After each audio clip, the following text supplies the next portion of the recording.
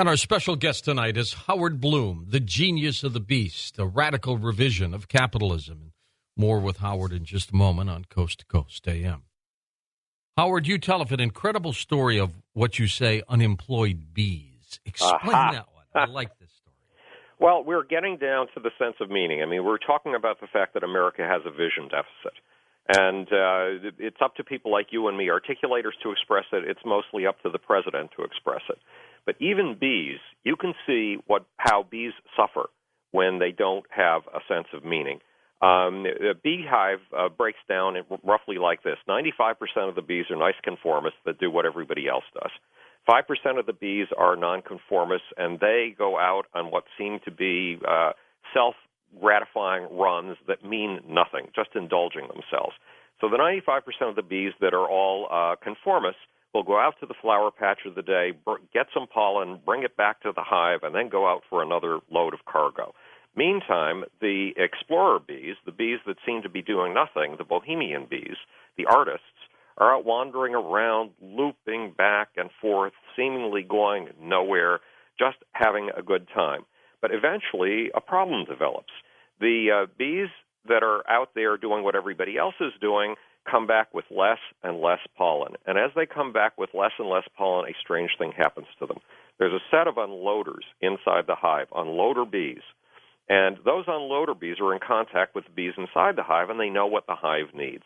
Now, if you and I are workers, of course, we'd have to be women to do this because they're all females, but if you and I are workers and we've just come back from the latest rose patch of the day, but the pollen is beginning to run out, early in the day, when we came back with pollen that was really needed in the hive, we were treated like superstars. The unloaders ran over to us. They made all kinds of fuss over us. They felt us with their antennae.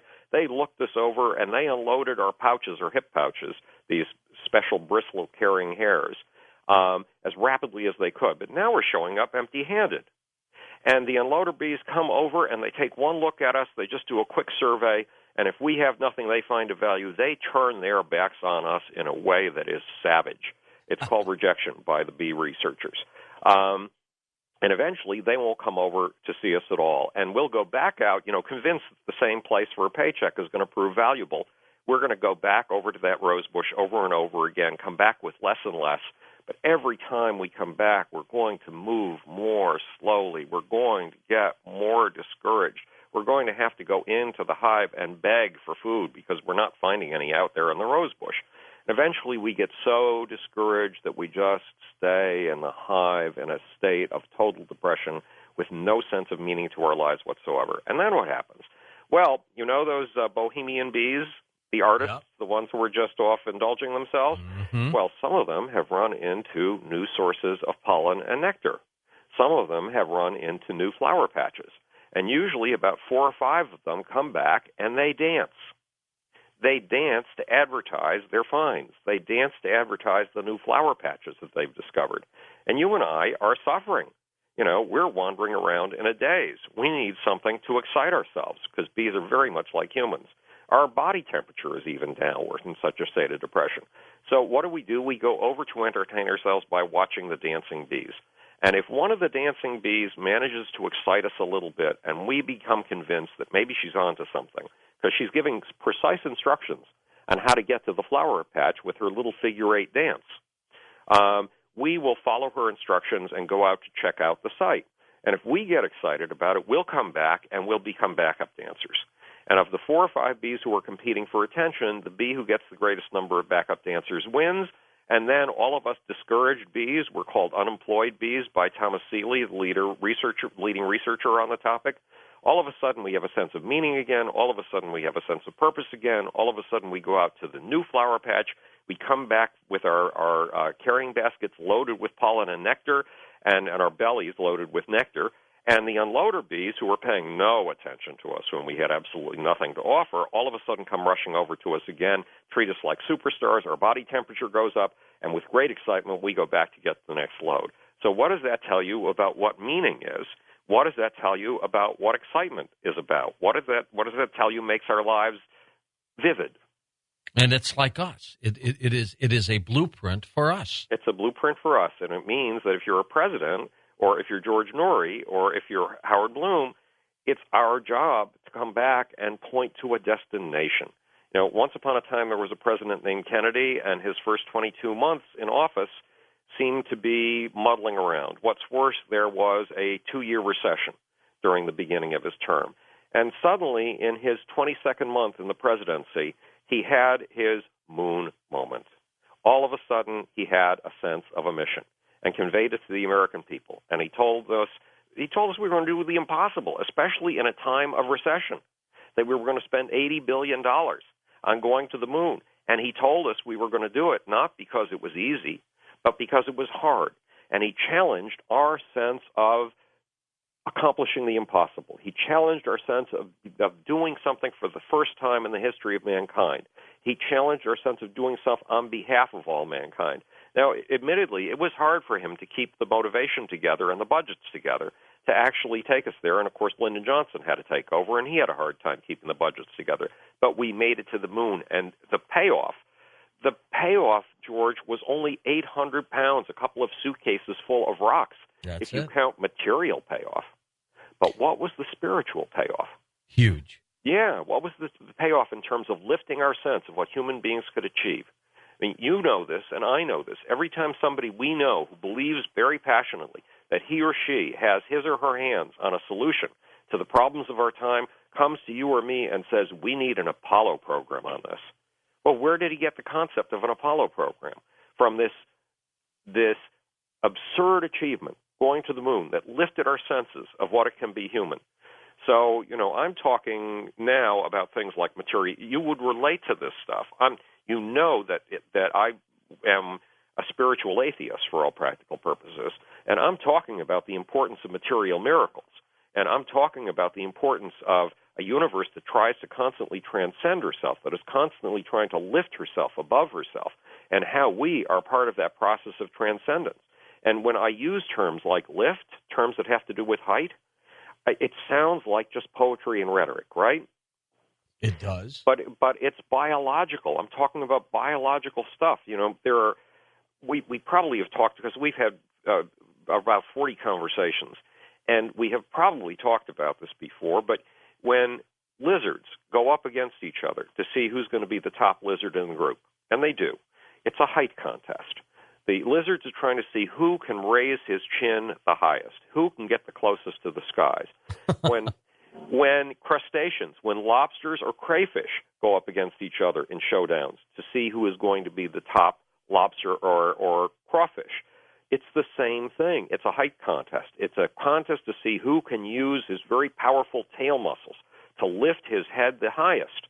Now, what does that tell you about humans and height? Or let me put it differently.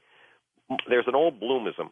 Nature loves those who oppose her most. In other words, she loves those who break her rules the most. And back to the height thing. Now, first of all, the lizard that wins in the height contest goes through a massive biological and hormonal shift. The researchers who studied it said it's as if the lobster gets a whole brain transplant, and he gets after winning, you mean? After winning the height contest, after winning the contest to see who can break Mother Nature's most basic rule, the rule of gravity, the best, who can lift himself the highest. And his system, he's shot through with serotonin and octopamine. And those hormones and the way his neural receptors, his synaptic walls, interpret those hormones gives him a sense of magnificence, and he has a sense of power and being on top of everything. And in fact, his brain sharpens up. If you give him the solution, if you give him pieces of the solution to a problem, he will see how to piece them together. But the lizard or the lobster who loses goes through the opposite. Even serotonin, which is the antidepressant hormone, even in us human beings, his neural receptors interpret serotonin as a hormone of misery. Again, it's as if he has a brain transplant. But the winner, the one who lifts himself, gets a brain transplant that gives him a sense of being in touch with heaven. The lobster who loses gets a brain transplant that gives him a sense of being in hell. It's not coincidental that we think of heaven as up and hell as down. That's and right. He walks around in a state of misery. He is utterly submissive.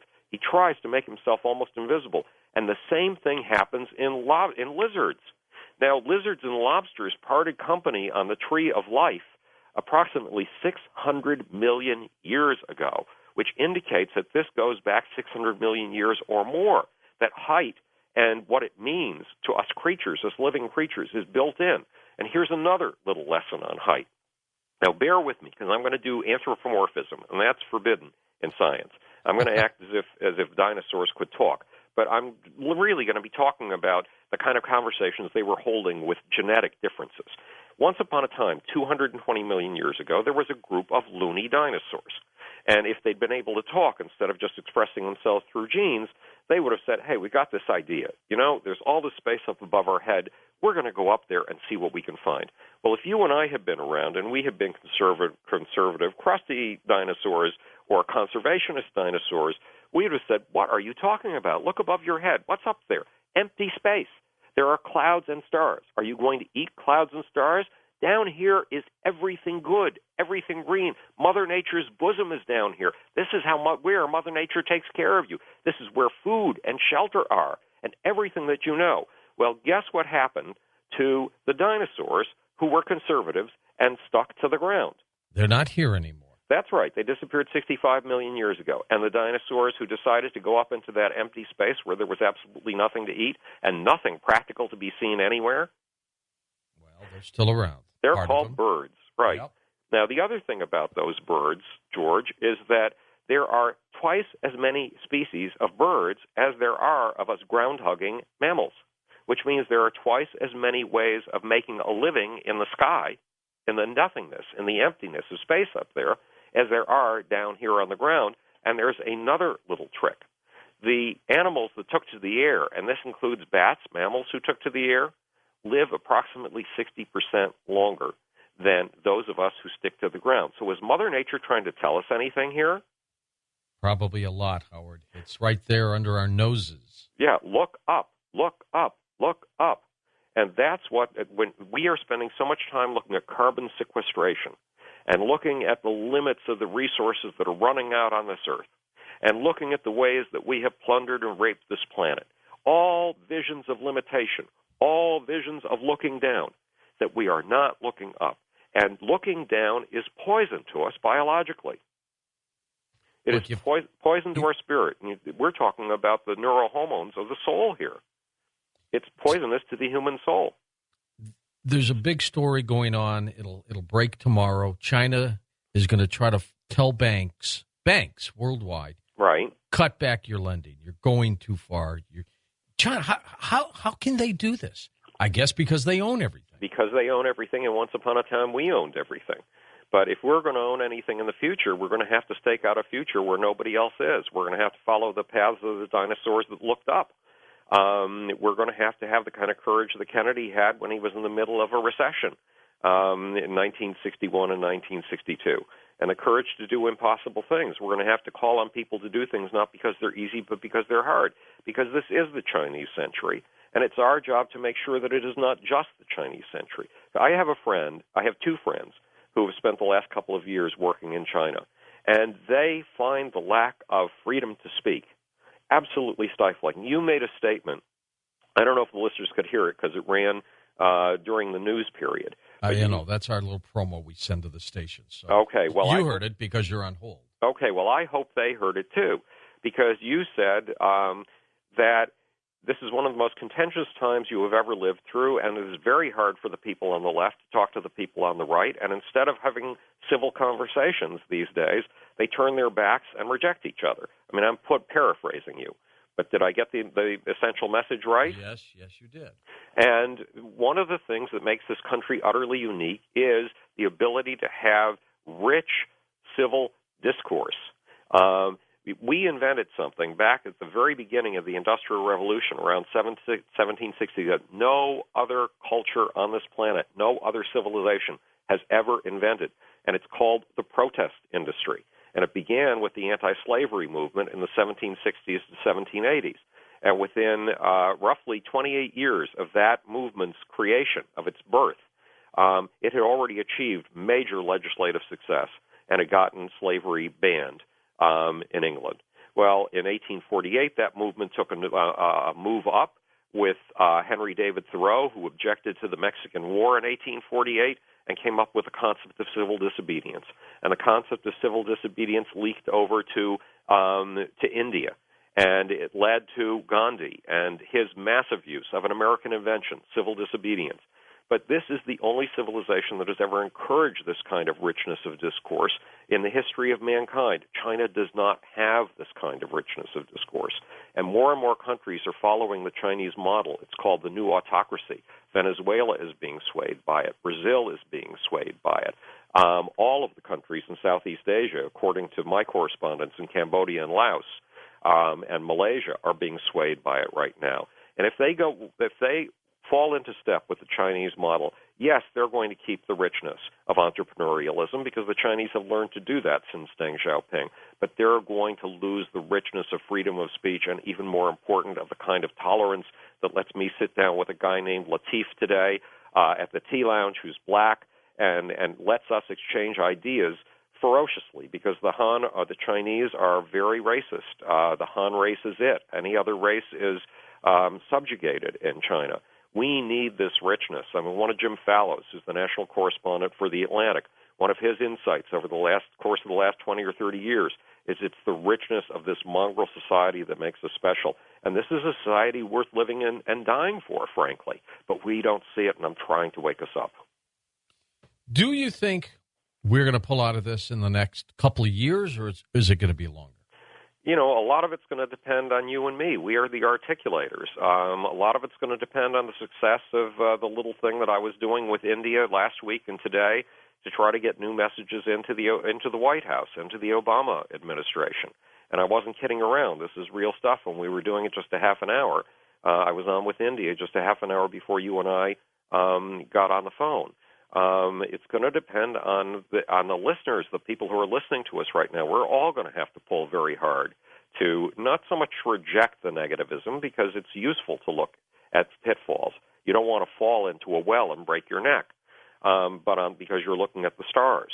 But you do want to look at the stars, and we're all going to have to push for vision. We're all going to have to push for grounded optimism, for an optimism that we have a right to because we can follow it up. But you're bullish. George, as of 3 weeks ago, when one of the members of the panel on the Washington Week in Review on PBS, the show that I watch religiously every week, all of a sudden said, we're behind on green energy and there's no way in hell we'll ever catch up, all of a sudden I became very pessimistic. But one of the facts of life, one of the facts of spirit, one of the things that made Edison remarkable when he regarded 100 failures not as failures, but 100 ways of finding things didn't work in order to find the one way that did, you have to persist, and you have to go with your vision. You have to stick to it, and you have to push and push and push and promote and proselytize. Try to win other human beings over to your point of view, or you can never get ahead. It takes 100 failures to make one success. What if they don't want us to succeed, Howard? What if they want us to collapse? Well, right now we are very fortunate because the Chinese own so much of us, they own so much of our debt, that it would be very unwise of them to want us to collapse. In the long run, I'm sure once upon a time we wanted other people to collapse. Sure. Deep down in our darkest of hearts. It's called schadenfreude, a joy in other people's failures and other people's miseries. A sickness. But we have to succeed no matter what anybody else wants. We have to do it ourselves. Again, back to the concept of transcendence. What is Mother Nature doing when she creates creatures who break her own laws? She's bootstrapping. She's coming up with ways of transcending herself. She's coming up with ways of transcending her most basic limitations. She is saying to herself, I will have no limitations, because I choose to give birth to creatures like birds. If nature can do this persistently for 13.73 billion years, and she's been doing it, so can we. We'll be back in a moment with Howard Bloom on Coast to Coast AM. Now, don't forget, live program for you on Thanksgiving night, so after you've had your turkey or hamburgers or whatever you eat on Thanksgiving, just turn your radio on to Coast AM. We'll be back in a moment with Howard Bloom. Next hour, we'll take phone calls with Howard. Lots more, though, to talk with him in just a moment on Coast to Coast AM. In our day-to-day existence, Howard, we use about, 10% of our brain power? There is no way of actually measuring, but my guess is yes. And one of the reasons is something that we usually don't look at all, and that is that when you see people at work, if you go to the Motor Vehicle Bureau, which has become infamous for this, and you see the people behind the desk, do you see people who are excited about their work? Nope. And when you have somebody like Thomas Edison or the Wright brothers who are excited about what they do every minute of the day and would rather work than do just about anything else in life, do you see people excited about their work? Yes. And what would you say is the difference in energy output of the people at the DMV and a Thomas Alva Edison? Huge. So there you have it. That's the missing part of the brain that's not at work today. And one of the things that I think is a problem with society these days is we don't recognize it, but we are tools of an ancient technology. But Howard, you have to have someone working at the DMV. Well, you do, but we have a problem because we have an old system that was developed around 1800 called bureaucracy. And the word bureau referred to two hot new technologies of 1800. One was the desk, and the other one was a central office. And actually, there's a third. The word bureau means both desk and office. But there was a third, a really important invention called the central file cabinet. In other words, up until that point, people worked in their homes. But if you gathered people in a central office and they worked around a central filing system, all of a sudden they had access to the same information, and processing information became a whole new thing. Well, unfortunately, it is now 200 years later, and we've gone beyond the desk and the office. The place I work at a club called the Tea Lounge. In other words, I take my laptop there every day. I take my cell phone with me, and I can work anywhere where I can get a wireless signal. Okay. I see about 40 other people. I convinced this club to put wireless in about 5 years ago. And as a consequence, anywhere from 40 to 100 other people are sitting there with their laptops. Now, when those people are sitting there with their laptops and their iPhones in front of them, guess what level of excitement they have? They do not look like the people at the DMV. No, they don't. They look far more like Thomas Alva Edison. They are so glued to what they are doing. They are so ensconced in what they are doing. They get so much inherent value out of what they're doing that they work with that other 90% of the brain that's missing in the people at the DMV. Maybe they're only working with an extra 10% of it or extra 20% of it, but it is a substantial amount. And we have to now that we do have laptops, now that we do have cell phones, now that we do have wireless signals, we have to find a way to incorporate those people who don't need to be in an office all the time, who can be out among their constituents. One of the concepts in The Genius of the Beast is called management by walking outside, and it goes something like this. We went through a slam down like the one we're going through now in the 1980s. 1981 was the biggest recession that we had since the Depression. And one of the reasons that we went into it was the Japanese were eating our socks. The Japanese, we had decided to go into making automobiles that we consciously made for obsolescence, so people would have to buy new ones all the time. It was called planned obsolescence. You and I remember that. A lot of people don't. And the Japanese decided to make cars you could rely on. We were charging extra for radios and air conditioners and all kinds of things. The Japanese put the radios and air conditioners in the cars as standard. We had cars that you had to service every 6 months or so, and that had pings, knocks, and all kinds of strangenesses. The Japanese had cars with no pings, no knocks, and they seemed to take pride in the fact that their cars worked month after month after month. Plus, they seemed to care about you when they serviced your car. So by the early 1980s, we weren't selling cars to the Japanese anymore. The Japanese were selling cars to us. Yep. When we crashed in 1981, a bunch of books came out trying to figure out what the Japanese were doing right that we were doing wrong. And one of them was by Tom Peters, In Search of Excellence. And that book talked about management by walking inside. And that meant if you're the CEO of a company, don't just sit in your office. Don't just meet with your other vice presidents. Go out walking around the shop floor. You've got 135 smart guys running your company, but you've got 35,000 workers, and every one of them comes to work every day with a beef, something he knows could be done better. And if you find those 35,000 beefs, those 35,000 ways of making things better, you can incrementally increase the quality of what your company does.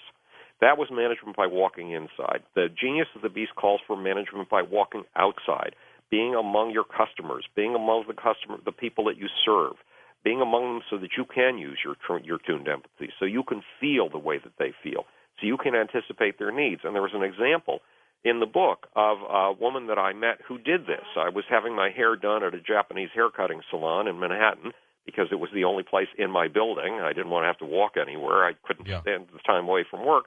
And the woman next to me came from, I believe, Revlon, and she spent 6 months of the year working at a cosmetics counter out in Minneapolis or Seattle or San Diego. 6 months working with her customers, 6 months going through the agonies while they tried to decide what new makeover they wanted, 6 months of seeing what they felt was missing from their lives. And then she flew back to the corporate office in New York. She went directly to the research and development department, and she looked at all the new colors they were developing, all the new textures of things they were developing, and all the new applicators. And she said, I want that in that color, with this texture, with that applicator, because she knew what these women wanted. Well, with the laptop and the cell phone, you can do management by walking outside far more effectively than ever in the past. And it would be useful if some of those people from the DMV spent part of their workday among the people that they serve, rather than just hidden behind a counter in an office that they can easily shutter away from their public. Every once in a while, we have a feature on the program called Great American Success Stories. Yeah. So we've had people on who have started from basically nothing. I had Ron Rice, who was the founder of Hawaiian Tropic. He started by mixing chemicals in his garbage can. He still has that in his house in Florida. Then we had David Oricon, the vacuum guy. Right. And what's the next series of inventions? So we've got those people on. You know, we were trying to get Bill Gates on, for example. And, you know, we see what he's done with the world. What's left? What's left to invent, Howard? What pulls countries out of recession, aside from looking up and looking toward visionary new technologies, is reinventing the tools of production, increasing productivity. That's how you get to pay people more, when you increase their productivity dramatically. And I think the greatest morasses, the greatest swamps that are just swallowing our energies these days are the great bureaucracies. And the great bureaucracies are the legal system. You know, you could spend 5 years in court on something. Now, if you have $10 million, you'll win the case, even if you lose. If you can hold somebody up in court for 5 years, you'll win. You can strip them of their savings. Even if you lose the case, you've won, because you've destroyed their lives. Yeah. Another system is the medical system. The bureaucracy in the medical system is ferocious. It's appalling. If you spend any time in a hospital, it's nightmarish. They don't even know how to treat a human as a human anymore.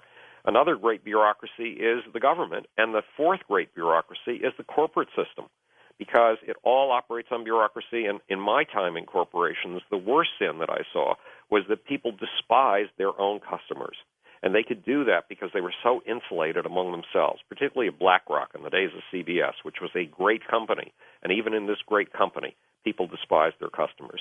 So using the laptop and the cell phone to invent a way beyond bureaucracy, I think, is an unseen way to take us miles and miles forward. The next great inventions, we're always wrong about. George, we are always wrong about. Yeah, I guess if you could predict the next great inventions, you'd invent them. Yes.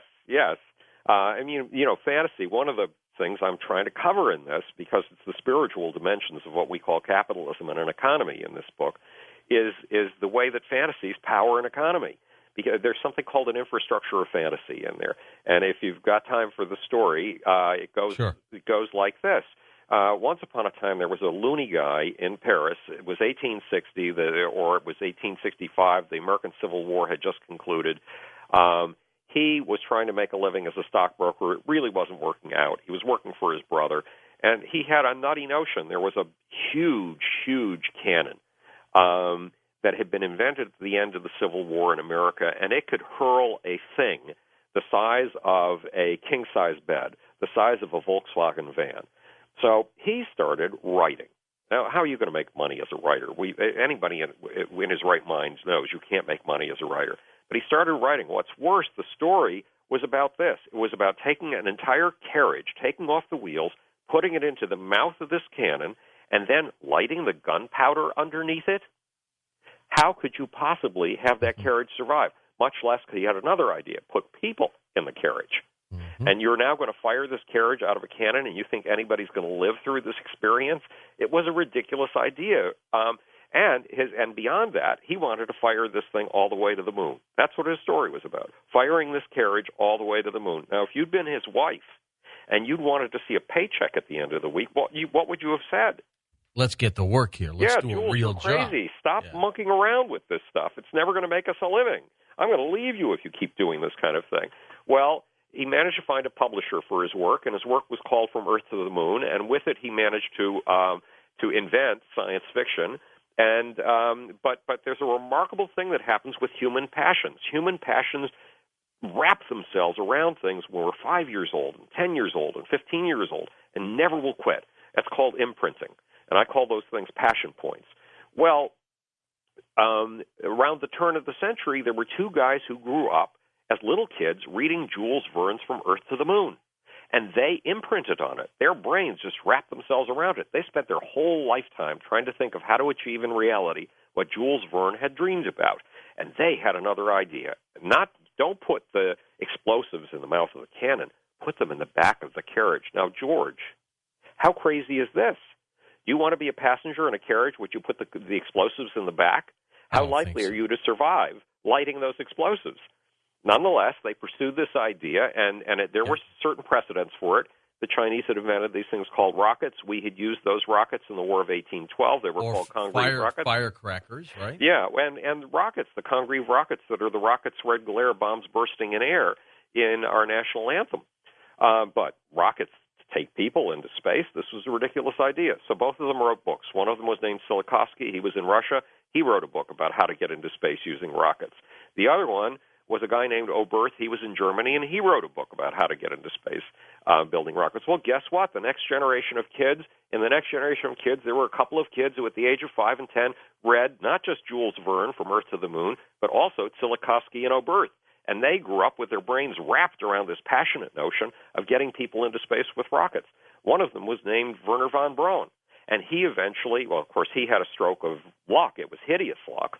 But he got a huge investment in his rocket dreams from the head of his country, because his country was going to war, and the head of his country wanted to destroy England and thought that a rocket would be a good way to do it. Send a lot of rockets filled with 2,000 pounds of explosive each to London.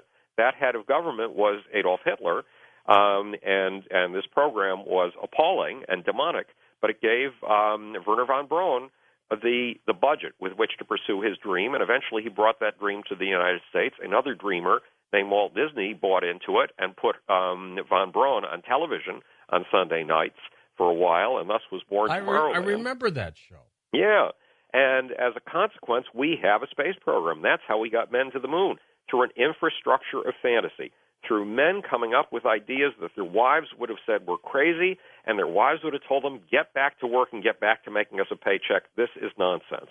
So when humans pursue dreams, I know this sounds hackneyed, I know it sounds like When You Wish Upon a Star in Disney cartoons, but it's true. When men and women begin to pursue dreams, and they pursue them relentlessly, not just during their own lives, but in multi-generational projects, we humans make those dreams come true. Hegel was right. History is about spirit becoming flesh.